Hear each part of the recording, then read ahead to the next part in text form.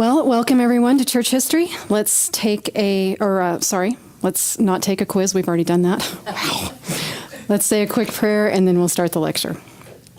Heavenly Father, I just thank you so much for this evening. I thank you for giving us the opportunity to be here together. Lord, we ask you to come into this place and be in our midst. Lord, I pray that you would speak through me tonight, or that you would protect these listeners from anything that I may say that is incorrect. Lord, that you would just water the seeds that you're planting. The whole point is just to get a little bit closer to you and understand you better. Lord, I thank you for each person who's here. I ask a special blessing on those who can't be here tonight for whatever reason. And Lord, for those who are here tonight, I just pray that you will work mighty wonders, or that you will make connections and just help us understand a little bit more about our own heritage. And Lord, we ask it through your name. Amen. Okay, so I want to look at, just real briefly, these two, the two that say the Great Schism of 1054, these two. And the reason I brought them up, well, I wanted to give you a pictorial view of what the empire looked like after the split between what becomes Roman Catholicism and Eastern Orthodoxy. But what's interesting, the reason I gave you two is because I want you to notice that on this one, the one that's not purple and red, you'll notice that they have a line that is cutting the empires. They have them, they have them in different colors, a deep orange and a light orange, but they have this line, and then they have this dotted line that comes across north of Cyrene and Alexandria and even Jerusalem. And so what that's saying is that all of this is part of the Roman Catholic Empire, whereas the Eastern Empire comes down and stops just north of Jerusalem, right? That's one version of the split. If you look at this, the other map, you'll note that it's basically split right down the middle, where Alexandria, Jerusalem, Cyrene, all of those areas, they're all included in the eastern half of the split. So I'm just pointing out that even whenever you're doing research and you're looking, if your question is, was Jerusalem part of the Roman Catholic half or part of the Eastern Orthodoxy half? It depends on where you go to look to get the answer. This is giving two different answers. So I'm just pointing out that you have to make sure that you trust your sources, or try to find reliable sources. Wikipedia is not a reliable source, just so you guys know. There's lots and lots of information. Not all of it is wrong. I mean, some of it, actually, maybe a majority of it is actually correct, but there is no policing of Wikipedia. That's the issue. So you can pretty much post whatever you want. So. Today.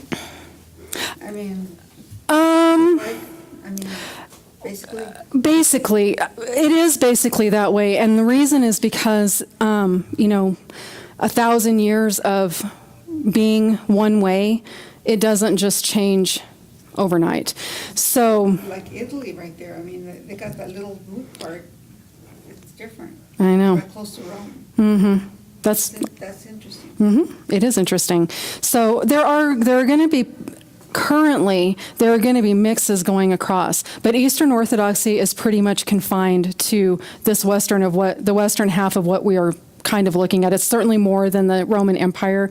It extends on into Iran and Iraq, and but in general, yes, what they started off being in 1054 is what they are today. And I think personally is more because it's just been that way for so long. It's very difficult to just change.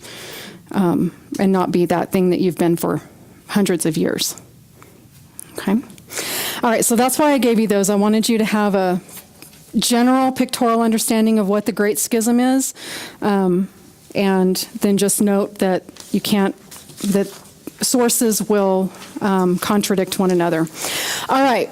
So tonight we are going to be moving through time very, very quickly. We're gonna kind of jump through several years. And so I want to make sure everybody is on the same page as far as dates are concerned. And again, these dates, I'm not going to test you over the dates specifically. This is more so that you can stay on track with where we are, especially since we tend to, like, for example, mention the Protestant church when technically it doesn't exist yet in our lecture series, right? Things like that. We kind of have been going back and forth through time, and so I just wanted to make a general, easy timeline so that you keep things in order. And it's also leading up to what we're going to talk about tonight. So I think I'll stand here. All right, so Ravenna becomes important not necessarily because of where it is on the map right now. It becomes important later on whenever we start talking about Charlemagne and the Lombards. But it's just important to know that this is the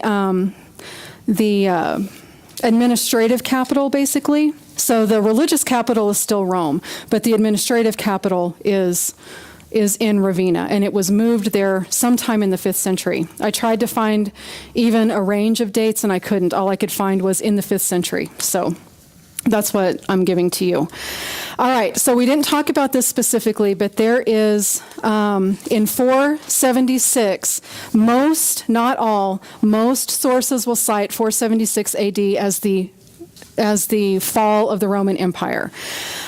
What had happened by 476, we kind of already have it laid out. We know that there were lots of different groups of people who were coming in and attacking the empire from the outside, and there was a plague that swept through eventually.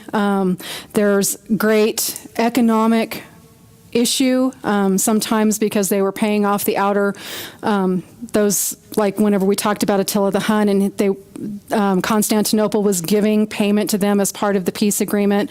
All these things were happening. So the Roman army itself was actually depleting for one reason or another. It was depleting, okay? So what was happening is, and you can see this in 432 if you look in the next line down when we talked about Justinian, and remember he was the one who was responsible for that huge massacre in Rome, and he was alive during what is very likely a Black Plague. It wasn't defined that way, but it was called the Justinian Plague, actually, because the people felt like his leadership was the reason everyone was dying. But he was fortifying the army, the Roman army, with, quote, non-Romans, meaning non-Roman citizens were starting to be allowed into the army because they just they had a great need and they didn't have enough people to fill it. So what would happen sometimes is they would have these attacks from these groups, and those who were taken captive, not always, but some, were given an opportunity to become, Roman citizens, so to speak, and join the army and start fighting for Rome, and many of them did. So it started being infiltrated with people who, as it turns out, may not be completely loyal to Rome, okay? Because remember, in the early days of Rome's empire, whenever they would go through and take over a town or a city or an area, they would fortify it, fix it, get rid of the crime, do all these things, right, and enhance the area. So people were actually loyal because they wanted to be loyal. Here, it's basically a desperate situation on some level, and so people were coming in, I could be a prisoner or I could join the Roman army. Okay, I'll join the army. I'll do that. That's good with me. But given an opportunity to make a decision that is against Rome, they were probably more likely to be on board with going against Rome than earlier people who had joined the empire. So anyway, so this 476. There were all of these people coming in and joining the army. This man, Odacer, O-D-A-C-E-R, he was of Germanic background. He was part of one of the people groups who were initially attacking Rome. He ended up joining the forces. He became very high-ranking in the army, went into Rome itself. He was actually in Rome, and through a series of events and fighting issues, he ended up, or the person who was in charge, the Roman emperor who was there, I don't think it was an emperor, the person who was in charge that was an elect of Rome was killed. And Odasser was given the title, was kind of elected, kind of like Gregory was elected, was thrown into the position, he very gladly took it, and it wasn't too long after he took power that he turned on Rome and took over for a different title. Like he just took over and was no longer part of Rome. So when the actual city of Rome was no longer part of the Roman Empire, it's considered the fall of Rome. There are still there's still a Roman emperor in Constantinople. There are still parts of the Roman army all over the place, but the actual fall of Rome, by many sources, is considered to be 476 when Odasser came in and took over Rome and then did not lay claim to actually being loyal to the Roman Empire. All right, so then we've already learned about Justinian. In 590, we talked about Gregory the Great, and we talked about how we didn't talk about anything specific, but what I did tell you is that one of his great contributions to the time that he was in office was he was able to negotiate. Right? So the Lombards are one of these people groups that were coming in and invading, laying threat to the area. And Gregory the Great, while still in Rome, he needed, I told you also at the end of the lecture, I don't know if I did it on tape or if it was after we finished the lecture, but I also said that part of what Gregory was doing, sometimes, not all the time, but part of his motivation for trying to have good negotiations with whoever it is that's coming up as a threat against the city was for protection. So he would not necessarily ask the people who were threatening to attack for protection, but he would ask the other people who are in power. And you can't really call it the Roman officials anymore because, technically Rome isn't standing, that empire is over. However, whoever is in charge, the mayor, so to speak, whatever, he would go and ask, or he would still be talking to Constantinople a little bit, I need help. We just need to make sure that we have the protection we need. And one of the things that he did was when he spoke with the Lombards, they were going to come in and just take over, just sweep it out, right? His negotiations with the Lombards actually kept them at bay. The negotiation that he made with them technically advanced their position without them taking over the city. Okay, so it was a lot like kind of probably what Leo did with Attila. It was just a good negotiation. And then, of course, we talked about him reorganizing the papacy a little bit, but we just barely touched on it. So, important to tonight's lecture that we have not talked about at all, the Muslims begin a very steady and strong campaign to start taking over a lot of the territory. In 637 AD, the Muslims take Jerusalem. Now remember, it was destroyed in 70 AD, so by the time 637 rolled around, it had already been rebuilt several times. But anyway, Jerusalem was a city again, and the Muslims end up taking over the city in 637. That'll come into play a little bit later in the lecture. Okay, the Lombards in Gregory's time had whatever negotiation they had with him. You can actually read about it. But they had their agreement with him. But a couple hundred years later, it's just like everything else. Those agreements begin to become weak or be ignored or whatever. And the Lombards began to become a threat to the empire again. So let's back up just a little bit. There was a man named Charles Martel. His nickname was the Hammer. And he was given the title as mayor, okay? And what he is best known for is whenever the Muslims, now this is before 744, this is 2 generations before, when the Muslims started coming into the area and started to cause issues, Charles Martyr is the one who is credited with staving off that attack. He got rid of the issue and got them out of the area. So he was called the Hammer. He was very, very influential and a very strong leader. His son, his name is Pepin the Short. Pepin had a very tremendous military mind. He was a very strong leader. He was given an official title at one point after several fights. He was given the title, I should write it up there, of King of the Franks. Okay? Now, that may not mean very much to you right now. King of the Franks. Now, I haven't gone over all of the different people groups because there's so many. There are several people groups that were trying to come in and invade the area. Some of them you've probably heard of, some of them, but just don't know anything about, and that's fine. But there were the Goths, the Vandals, the Lombards, the Franks, the Angles, the Saxons. There was just people groups from all over the place. The Franks were actually out of France. They were based out of Gaul. Okay?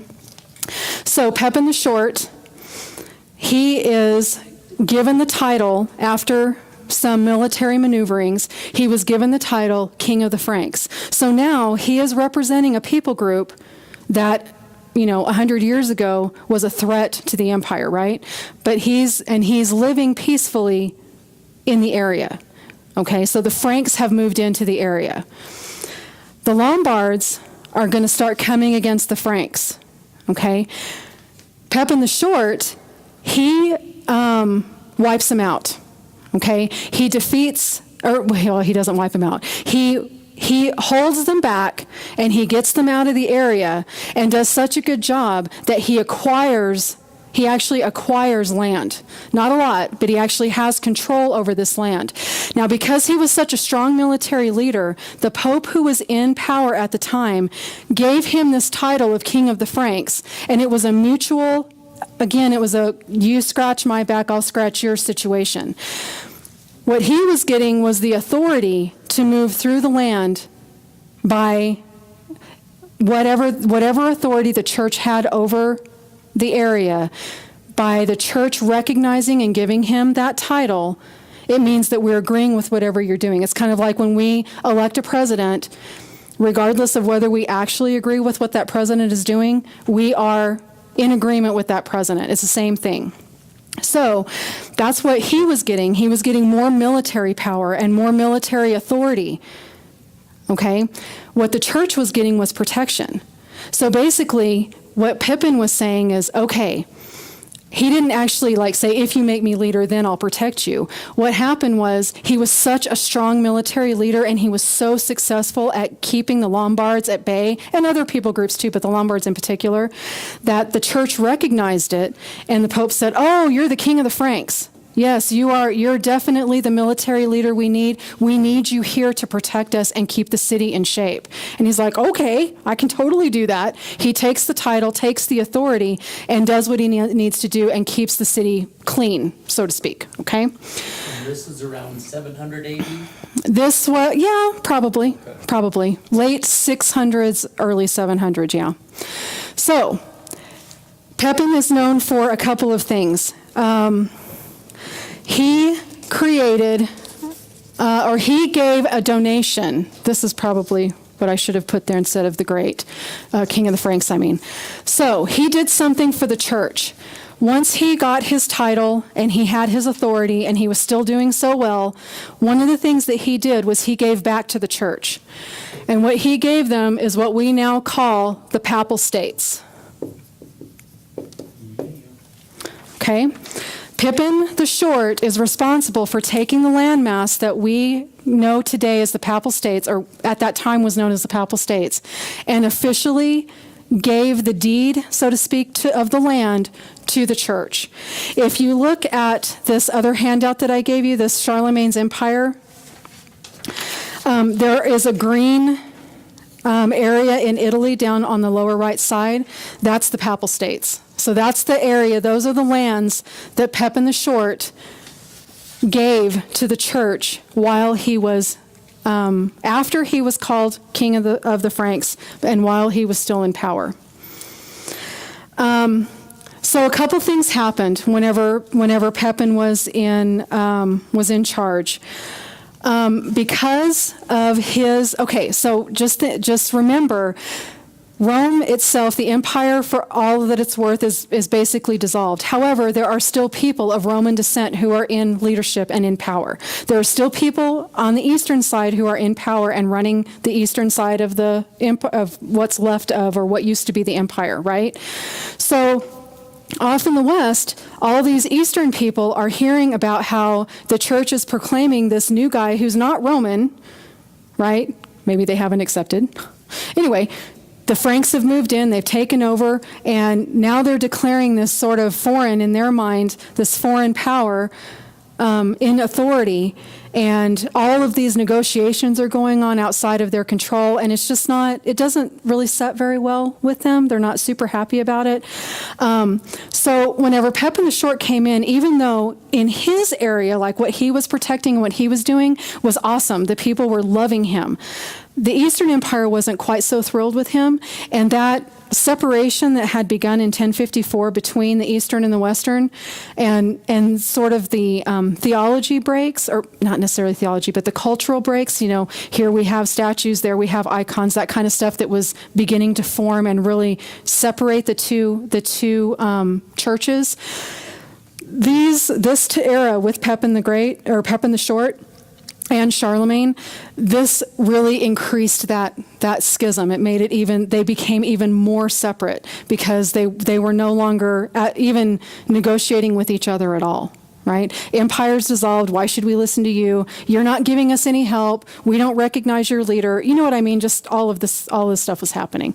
So the schism between the two became deeper and deeper while Pepin and Charlemagne were in power. So one of the things that Pepin's time is known for is creating an even larger separation.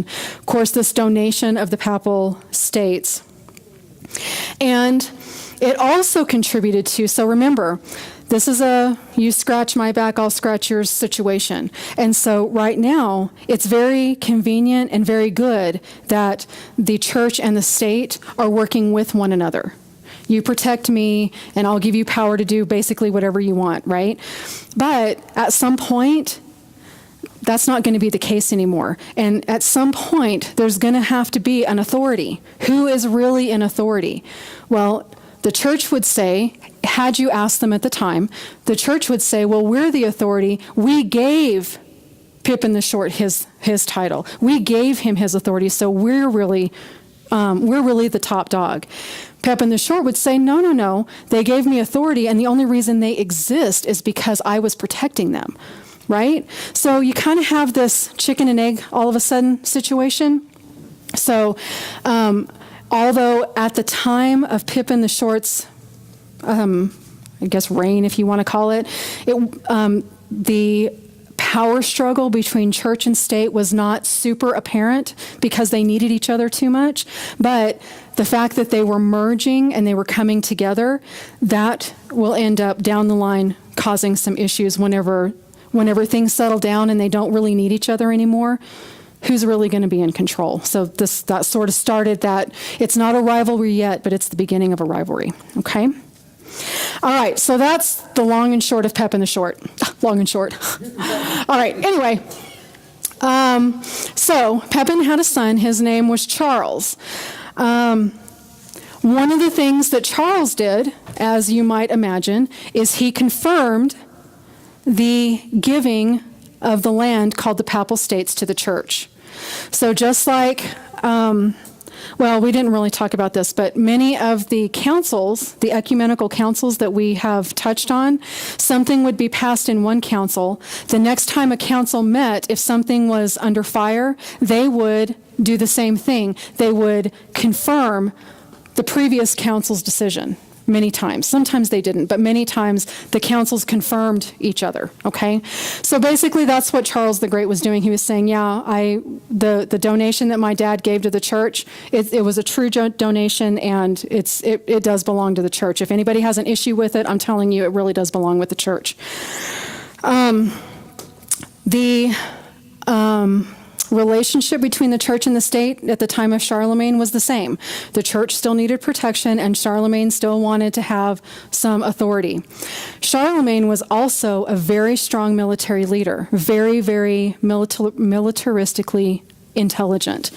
He was actually responsible in 744 AD of actually defeating the Lombards and making them a non-threat from that point forward. So he was given a lot of praise. I mean, at the time, people just really loved him because of the protection he the protection he gave. Charlemagne was a pretty ruthless person. He was very aggressive, and he was very feared by the people who knew they were going to end up coming against him. He was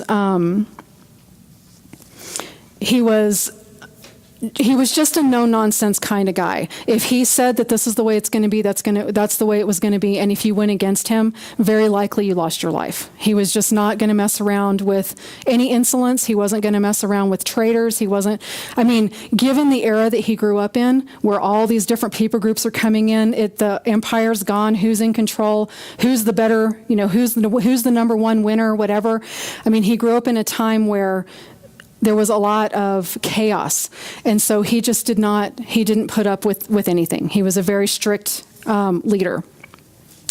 One of the things that he is credited with is establishing something called Christendom. Make sure I spell it right. Charles the Great or Charlemagne? Charlemagne. Well, they're the same person. This is the same. This is Charlemagne. Oh. Sorry. Pippin the Short's son, right? Yes. So this is granddad, this is dad, and this is Charlemagne. All right. Now, you'll notice that, we had already had, as far back as Constantine, we had a sort of marriage between church and state. So it's not a brand new concept, right? Constantine, whenever he came into power, he wanted to use the church to unite the empire, right? And so he allowed the church to do what they needed to do unless he didn't like what they did, and he came in and he did what he wanted, right? So it was kind of a marriage of church and state, but really, Constantine was really the person who was in charge. As time went on, there were still negotiations, fights, agreements, whatever, going on between church and state. But at this time, beginning with, even before Charles Martel, but in the time frame we're talking about, Charles and Pippin and Charlemagne, in this 100-year period, give or take, there was so much threat to the area that they were living in that, on some level, all the church, and therefore the people, because the church's responsibility was to take care of the people, the needs of the people, right? The state's responsibility was to take care of there being food, there being protection, people not coming in and ransacking things, that kind of stuff. So it's almost like the empire the government was there to make sure that everyone could continue to exist, and the church was there to make sure that you existed with some quality of life. Okay? That's one way to think of it. All right. So he established this idea of Christendom, and the reason that he's given credit of establishing this, and this Christendom is defined as the marriage between church and state.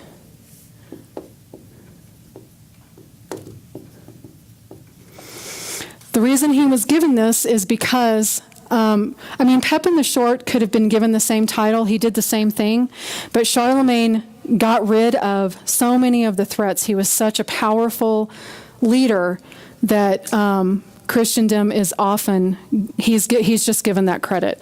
It would not surprise me, I haven't found any, but it would not surprise me to have sources cite Pippin as the beginning of Christendom.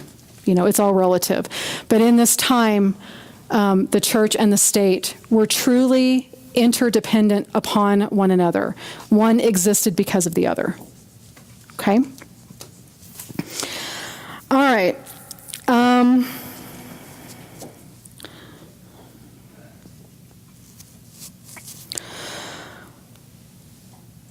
All right, Charlemagne was an a lover of the church. He gave a lot of his own money to the church. He contributed a lot of what he had to the church. He was a strong proponent of keeping the church as a strong factor in the area. I keep wanting to say empire, but that's confusing if I keep saying that. He was actually illiterate. Charlemagne was not able to read or write, but he loved being read to. So he would have scripture read to him, he would have laws read to him, he would have whatever. Maybe even classic novels that were, if they didn't really, they kind of existed at this time. There were definitely writings at this time. But he loved to learn. And because he couldn't read it and synthesize it himself, he would listen audibly, and he learned a lot from that. He was a very, very strong proponent of education. He was one of the first initiatives in bringing education into the church, and even bringing education into society in general, but bringing education into the church in particular. He wanted the people who were the overseers of the souls of the people he was protecting, he wanted them to know what they were talking about. So he believed in schools for young boys so that they could learn, not necessarily always to become leadership in the church, but just schools so that the men could learn what they needed to learn to be successful. The women would learn what they needed to learn to be successful. And oftentimes it was societal things for the women, and it was more government, legal, that kind of stuff, things for the men. There was still a very strong distinction between gender roles at the time. But he did not discount the role of women in society, and he didn't discount the understanding that they also need to be educated in whatever their role is in society. At this time, it was being a wife, being a mother, those kinds of things, keeping house, sort of that sort of idea. So he was very determined to make sure that whatever your role was, that you were educated in that role. So he wasn't educated, but he did mandate a lot of education. He led a relatively biblical life, except for, as many people have this issue, except for in terms of fidelity. He had five or six wives, depending on what source you said. We're going to go with 5. He had 5 wives. He had several mistresses. He had several illegitimate children, all of which he took care of. He had concubines. He had, you just name it. He was all over the map. All right. In 800 AD, this is also important. I should have put this up here. In 800 AD, he was given a title of Holy Roman Emperor, which is interesting given that by our accounts, looking back on history, Rome didn't exist anymore. But it's just like anything else. If somebody said, if we were defined, if the United States was defined by X, whatever X is, and something happens one year, and everything changes, and that X factor is no longer in play, whatever it happens to be, right? It's no longer in play. The people who are living at that time and their children and their children's children, they're not waking up the day after X is no longer in play and saying, oh yeah, the U.S. doesn't exist anymore. We're not Americans anymore. We're not this, we're not that, right? That's just not the way people work. Especially whenever everything they know, all of their lives, all of their tradition is seeped in what we're talking about. These people didn't wake up one day and say, oh, Rome doesn't exist anymore. We're not Roman. We're not this, we're not that. They carried their belief system, their values, all their traditions that they knew from the Roman Empire, and carried it forward. And it is my belief, and take it for what it's worth, I could be wrong about this. It's my belief that it's really our perspective looking back on history and seeing how things went along that we said, oh man, that was the fall of the Roman Empire. That's when things really fell apart. So it's not like Odoacer went out into the public square and said, okay, the Roman Empire is no more. It's dissolved. That probably did not happen. So you have to realize that even though titles are still existing and things are still happening, there's discontent about this date. I'm giving you what I feel is the fall of the Roman Empire. Most of the sources I read agree with that, which is why it's my date. But so don't let this throw you off. That's the whole point. I'm rambling on to tell you, don't let this throw you off whenever I've said that Rome has fallen back here. The mindset of the people, they're not going to let go of it that easy. Okay? All right, so he was given this title as Holy Roman Emperor. And this title was given to him by the church, of course not recognized by the East, whatever, but it was given to him, and it really established his authority with, not over, with the church. Okay? So that title becomes something that is passed on to other emperors, but he was the first. So it's an important... to this Christendom idea, it's an important thing to understand. He was, like I said, a pretty moral person, other than the illegitimate children. Apparently, he just, had his issues with women. But as many did, Solomon had issues with women, right? So he was basically morally an upstanding person and ruled with a morality that was pretty evident if you read about his history. Okay, so after Charles the Great dies, his successors are nowhere near as strong as he is in many respects, but as a leader, as a military leader, as a person who holds it together, his successors were just weaker than he was. So as his successors, it didn't take very long. It only took a few years, maybe 50, somewhere in that area. It didn't take very long, maybe 100, something very short amount of time on a historical scale. The weakened leadership after he was done, whereas he was able to take and hold everything together, including the church. Like, he even had the church and the state working in relative harmony. After he was gone and the weaker successors came in after him, new systems had to be put into place because the leaders who came after him were not capable of holding things together the way that he did. So out of the weakened leadership that followed Charlemagne came this feudal system. The feudal system is, in my personal opinion, very difficult to understand. It's I've read about it on several occasions, and it is, for me, it is so hard to keep all of these people straight. And I think part of it is because some of the titles are used interchangeably across these three systems, and especially the first two, number one and number two. For the most part, they're generally used the same, but it's the same thing. Like, some people say Charles the Great and some people say Charlemagne. If you don't realize they're the same person, it gets confusing, right? So feudalism is not, in general, I'm not going to expect you to understand feudalism because I don't even understand it completely, but I just want you to I want you to try to get a grip on how we went from a system where there was a strong leader, a strong marriage between church and state, and people being safe, right, in the area, to this idea of feudalism. As feudalism, I'm going to talk about it in a second, but as feudalism progresses, it is very easy to become corrupted in the feudalistic system. It's very easy for somebody to come into the system in one of these positions and just totally take advantage of the position they have. And that's what ended up happening. And so the system that was put in place to try to help hold things together, in some cases, especially in the beginning, it was fine.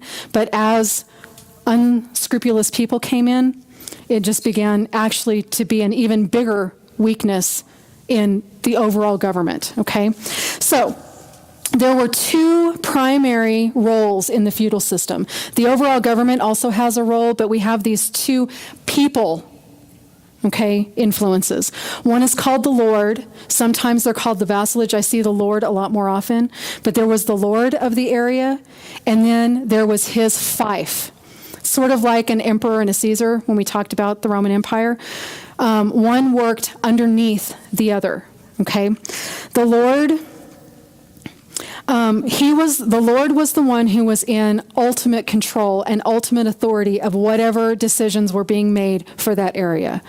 The fief was sort of his right-hand man. It was the person underneath him who brought issues to them, took issues from them to the people, even sometimes enforced issues, sometimes. But there's only so much that a single person can do, so, the government's role over these two, it was supposed to be kind of a checks and balances system. So you have these individuals that are basically controlling things, and then you have a governmental oversight. It's like a government oversight committee almost that makes sure that the Lord and the fief are doing the things that they're supposed to be doing, right? So I don't know who oversees the government, but that was sort of the way that the system was put in place. And just like anything else that you read about, if you think about things that have worked and then begin to go into corruption and collapse, most of those systems were based on the need of upstanding people in those positions. If you start having corruption coming in, if you start having unscrupulous people coming in and messing with the system, eventually it's going to collapse if you can't root it out. And that's basically what happened with this. And the government can be just as corrupt as the individuals who are over that area. Okay. So what began to happen is, so this is basically the government system, right? What began to happen is these lords began to take the position and the authority to start putting people into the church positions. There was such a marriage between the church and the state that the lords, while taking, their area, whatever church was in their area, they began to play a major and eventually a Unitarian role in placing church leadership. Okay? Once the government began to put their people, so to speak, into church leadership, now you have a true mixing of church and state. So it's not really, well, this is the church and their people, and this is the government and their people, and they're working really well together, which is what was happening in Charlemagne's time. Now we have, okay, our people are now going to be infused into your people. Right? And so now, as the government begins to start putting their people into these religious, or these, church positions, then we started having influence of the influence of the government that's not necessarily schooled in the scriptural ways. You have people whose background is completely different coming into the church and beginning to take leadership roles and make decisions for the church. That's a very slippery slope, right? Okay, so this feudal system was the beginning of this sort of government control in the church. Okay, so essentially the churches that were happening in this time were state churches, which we will talk a lot about whenever we get to closer to the period of the Protestant Reformation. These state churches, what a state church is basically is if the church in this area is Roman Catholic and I am born in that area, then I am automatically Roman Catholic because I'm born in that area. Not because I chose to be Roman Catholic, not because I know anything about it, not because I study it, love it, live it, none of that. It's because I was born in this place and it's the official church of the state.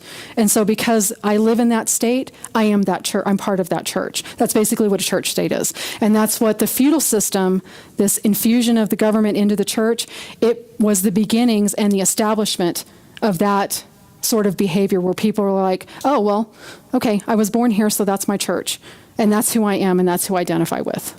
Okay? All right. All right. Now, Pope Gregory the Seventh. He's important here because he was a person who, okay, obviously he's in the church, and the person who was in charge governmentally was Henry IV.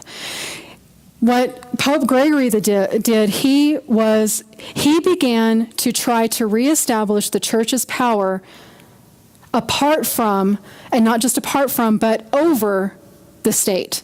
He began to say, wait, we are in ultimate authority here. What have you people been doing the past, couple hundred years? I don't know what's happening with you people, but the church is really the ultimate authority.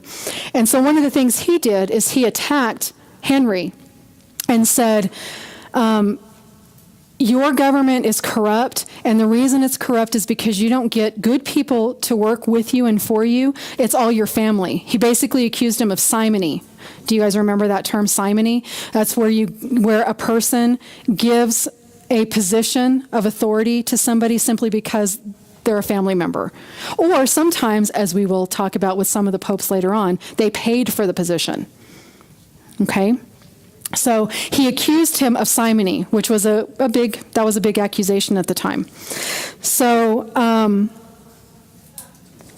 he was accusing him basically of buying and selling. Because remember, because it was a feudalistic system, Henry was ultimately, not necessarily because he was a lord, he had lords underneath him, but he was ultimately in control of who got put where, right?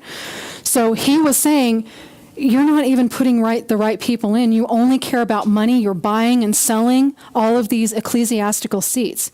And that's not right. You shouldn't be doing that. That's not your position. That's our position to fill those vacancies.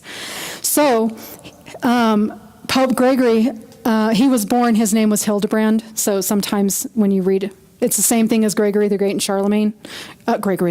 Charles the Great and Charlemagne. Sometimes he's called Pope Gregory the Seventh, and sometimes he's called Hildebrand. So it's just in case you end up reading at some point, so you know they're the same person.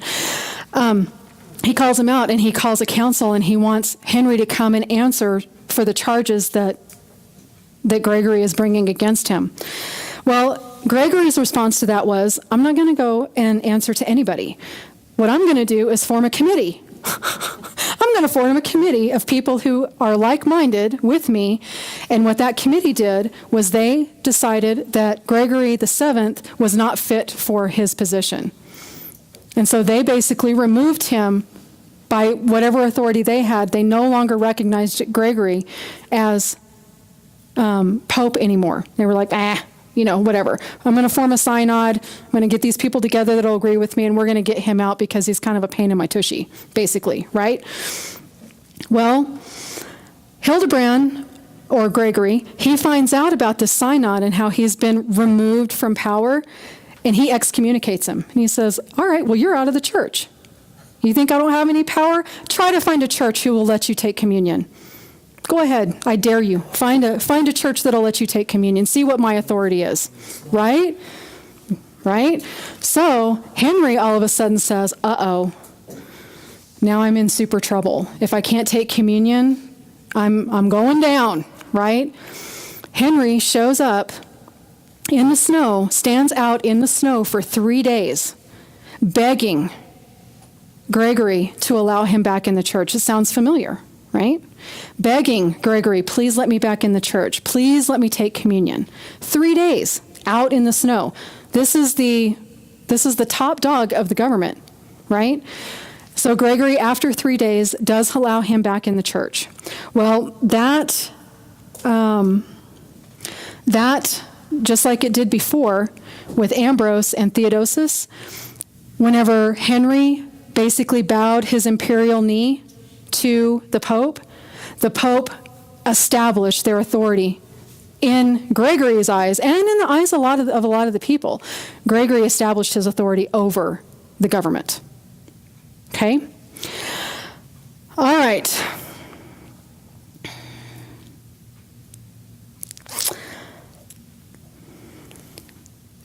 All right. right. It's not, now when I say he established it, I don't want you guys to get confused and think that, oh, now suddenly everyone recognizes him as an authority. That's not, there's nothing that's ever that cut and dry. But it was a very strong step in the church taking a preeminent position above the government. Okay, so very quickly, we have 10 minutes, which is fine because I don't like the next topic too much anyway. All right, so the Crusades. Not too long after this business with Henry and Gregory, in France, there was the Pope, a Pope named Urban II. So while all this was happening, remember we talked about how the Muslims had taken Jerusalem? While all this stuff had been happening, they're still advancing up and taking other lands. They're still advancing in. We haven't even talked about what they've done in the east, blah, blah, blah. Just, they haven't stopped just because we're not talking about them. They're still moving in, right? So Urban, he knows that since 637, the Muslims have had Jerusalem. Now, again, Jerusalem is a center point in, it doesn't matter whether you're in the east or the west, everyone wants to claim Jerusalem as their forefather, right?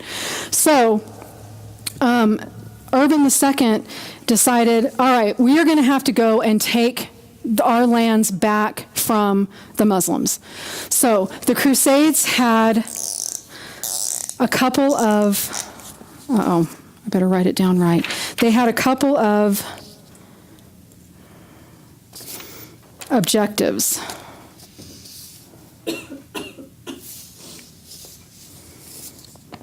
Sorry.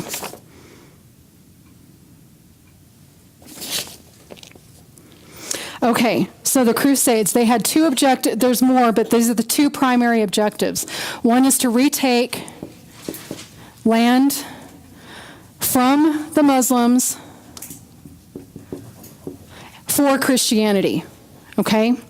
The second thing was to try to reunite the East and the West. So Urban's objectives were, he basically was like, what are we doing? Why are we letting this other religious group take over everything? They've had Jerusalem for all these years. It's not cool. We're going to take all of our land back and give it back to the Christians. That was the idea. So there were 7 different crusades. We're only going to talk about the first one so that you can get some idea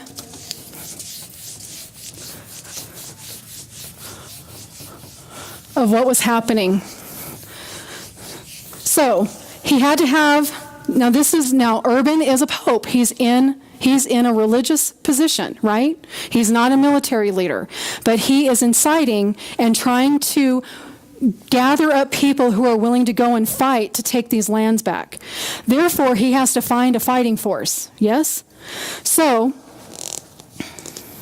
he basically goes on a PR campaign, and he says, all right, people, like literally outside in the streets, okay, who wants to take the lands back for Christianity? Who wants to take these lands back for God? Getting people all excited and getting them revved up, and God wills it. That was what he used to say. That was his big slogan. God wills it. We should be taking these lands back for Christianity. They never should have fallen into the hands of another religion, right? So he gets the people all fired up. And he's trying to entice people to make his own army, which he's not going to go into battle, but he's trying to entice people and find leaders to take people out and march across all of these lands. Now, they're in France, okay? I don't know if it tells you. So where Paris is, that's where Gaul is. Okay, Gaul and Paris are the same thing. They're going to start out there, and they're going to march all the way across all that land, and they're going to take Jerusalem back. So we're talking about a major campaign.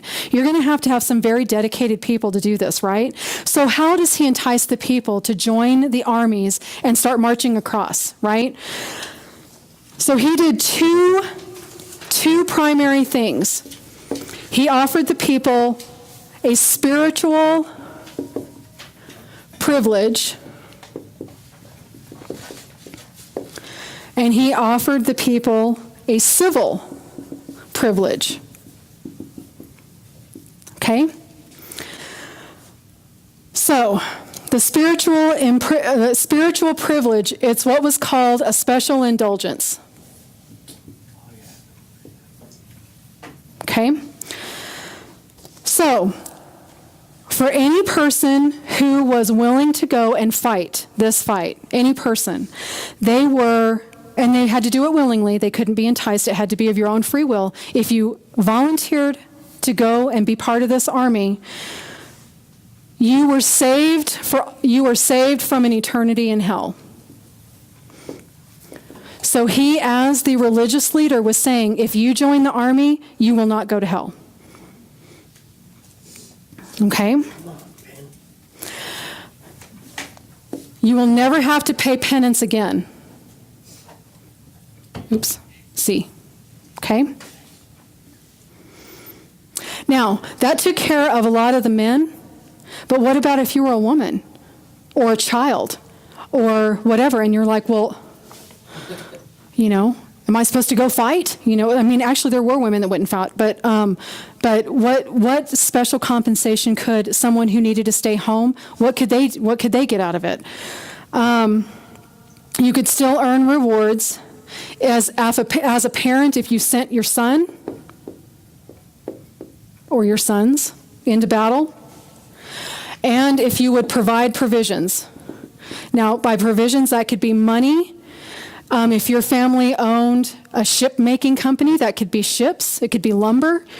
It could be, it's very reminiscent of the times of the Rosie the Riveter times, where people just gave what they needed to give in order to contribute to the war as they could while still being on their own soil. It was basically the same thing. Whatever provisions you have, if you have a lot of money, give it. If you have a shipping company, give us lumber so that we can not necessarily sail across the lands. You can go through the Mediterranean Sea, but whatever you have, let's figure out how we can use it and get these to support the troops, basically. Okay? So a French chronicler, who I do not have a name for, but a French chronicler of the First Crusade wrote, God invented the Crusades as a new way for laity to atone for their sins. So the Pope took the position that I have the authority to give you these special privileges as the leader of the church, and he gave them out freely. Now, can you imagine? Well, let's keep going. Civil privileges. Civil privileges.